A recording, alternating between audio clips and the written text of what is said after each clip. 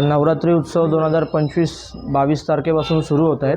त्या अनुषंगाने देव्यांची आता कामं बऱ्यापैकी उरकत आलेली आहेत. सर्व देव्यांच्या मूर्त्यांवरती शेवटचा हात फिरवणे, जसं लिखाई करणे, डायमंड करणे आणि साड्या वगैरे नेसवण्याची कामं असतात, ती शेवटच्या हाताची कामं सुरू झालेली आहेत. तरी येत्या 2 दिवसामध्ये ही सर्व कामं पूर्ण होऊन रविवारी सर्व मूर्त्या त्यांच्या गिऱ्हाईकांपर्यंत पोहोचवण्याचा प्रयत्न आमचा आहे.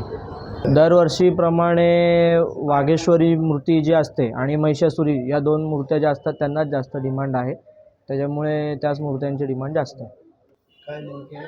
पर्यावरणपूरक मूर्त्या गणेशोत्सवाच्या नंतर नवरात्री उत्सवासाठी कमी काळ मिळाल्यामुळे पर्यावरणपूरक मूर्त्या या तेवढ्या स्पीडनी बनवता येत नाही.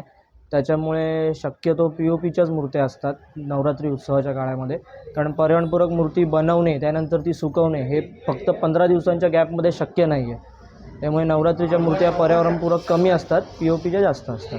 पावसाळा सुरू असल्यामुळे ज्या ऑलरेडी POPच्या ज्या मूर्ती आहेत त्याच सुकवण्यामध्ये आम्हाला बराचसा वेळ जातो आहे. त्याच्यामुळे लाईट नसल्यामुळे वेळ पुरत नाही आहे. कोळसे लावून वगैरे मूर्त्या सुकवाव्या लागतात. त्यामुळे 15 दिवसामध्ये काम कव्हर करण्यासाठी भरपूर कसरत करावी लागते. KK लिपणकर कला केंद्र, कल्याण.